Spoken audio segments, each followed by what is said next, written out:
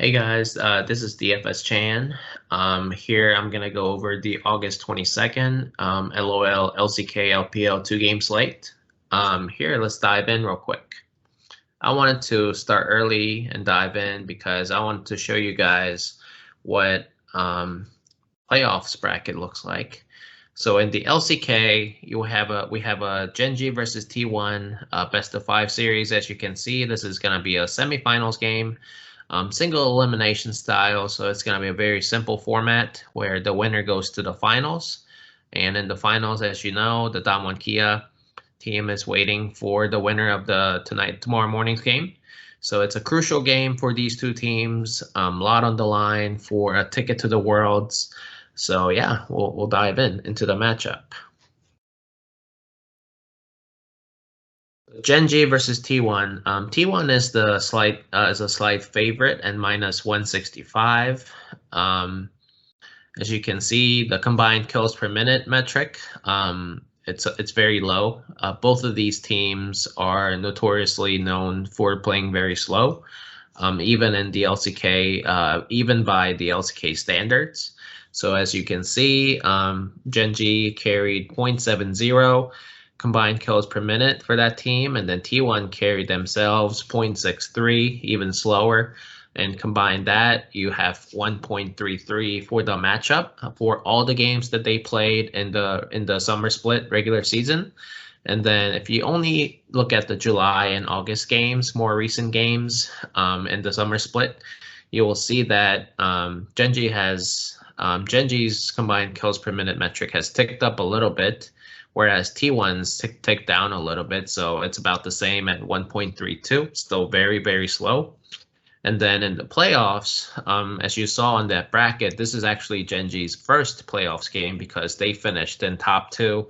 So they've been just waiting for these other LCK teams to climb up on the playoffs throughout the bracket. Now Genji is this is their first game and they're facing T1. And then in T1's case, they have played a series where they crushed against was it Sandbox? Yep, Sandbox 3-0. And they look very, very good. So, and they played faster on the faster side against Sandbox. And Sandbox, it was the opponent, the effect by Sandbox that T1 has played faster in the playoffs in that series because Sandbox forces you to play a little faster.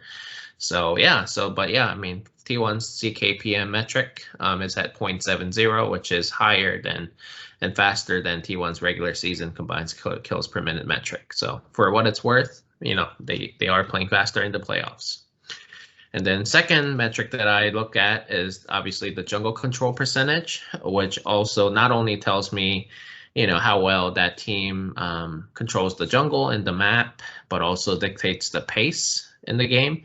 So all games, if you combine them and then you see that T1 has the advantage there, at plus 1.4%.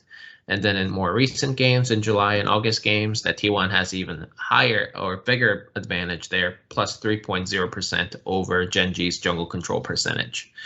And then you see in the playoffs, T1 against Sandbox, they actually had a very high jungle control percentage at 54.5%, which is better than T1's jungle control percentage in the regular season that I looked at up here.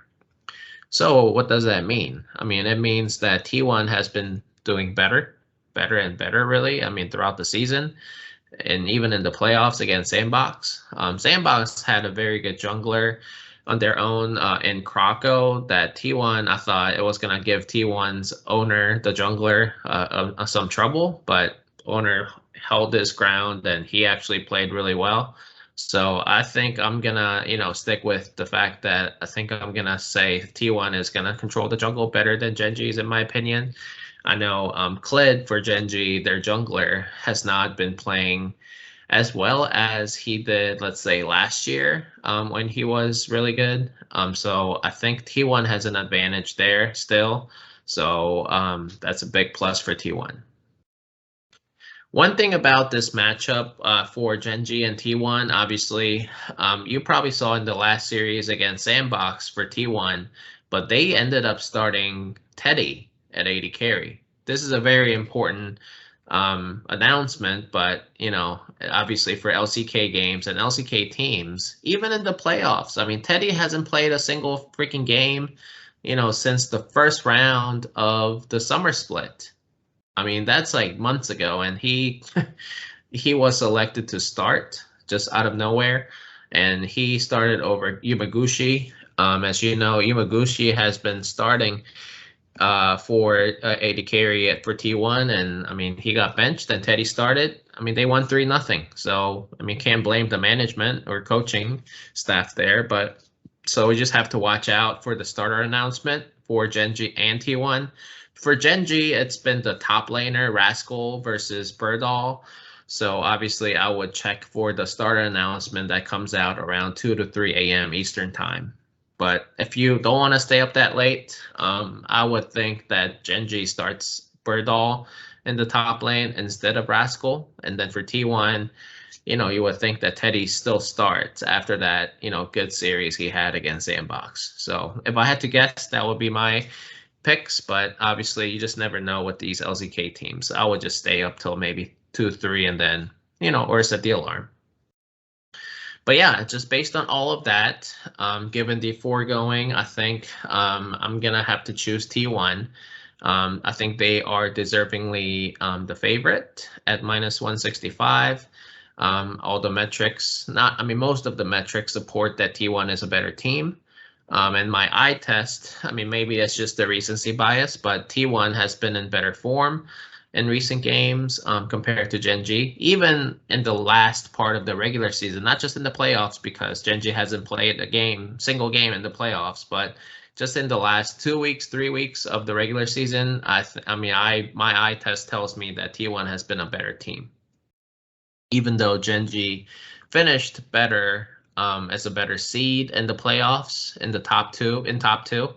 I think that it kind of just goes toward the fact that Genji has been a more consistent team throughout the entire summer split, because Genji, had very much success in the early part of the summer split, and then they kind of, fell off a little bit, in terms of their form, but T1 has been picking up their form, as of late. So I think I have to prefer T1. So I have T1 winning 3-2. I think it's going to be a close matchup, but I like T1's chances here. One thing I would like to point out here is the match history, the head-to-head. So this is one website that I use, fandom.com, but T1 versus Genji here, as you can see, they played on August 6th, which was not only, that's very recent. And as you can see, T1 beat Genji 2-1 in a best-of-3 series. So, yeah, for what it's worth, T1 has the head-to-head advantage as well.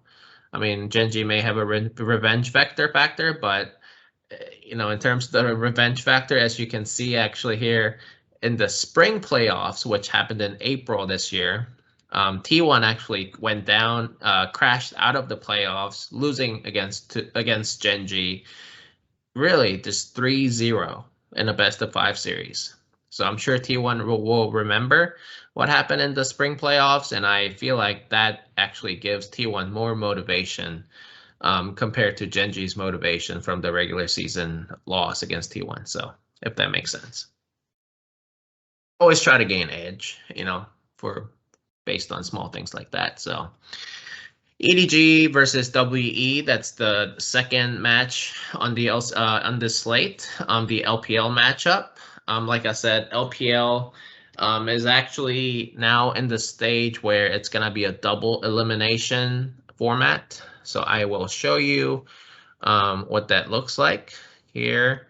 Here's the LPL brackets. As you can see, EDG is playing against WE here, and then whoever wins that matchup today or tomorrow morning is going to advance to the semifinals that plays against FPX, and whoever loses that matchup tomorrow morning is going to get to play against LNG in the losers bracket.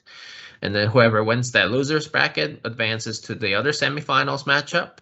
And then whoever loses the FPX versus the winner of tomorrow morning's game is going to go down to the another losers bracket and then play in the other semifinals.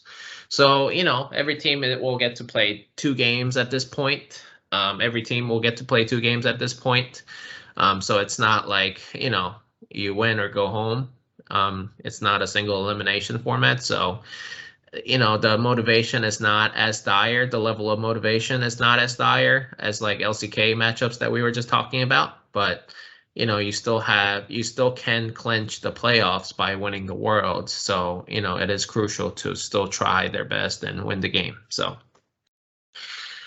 I will go back to my notes here. EDG versus WE. EDG is a slight favorite. They are the higher seed, and this is going to be their first playoffs game, just like what we talked about Gen G. Combined kills per minute is obviously much, much, much faster than the LCK game. As you can see, both EDG and WE plays fast, have play fast. Even in more recent games, I mean, they're even playing even faster at 0.94 and 0.89. Both teams playing faster than their regular season average. So that's interesting to me that they tend to play fast and they tend to win, through more team fights. People think that EDG might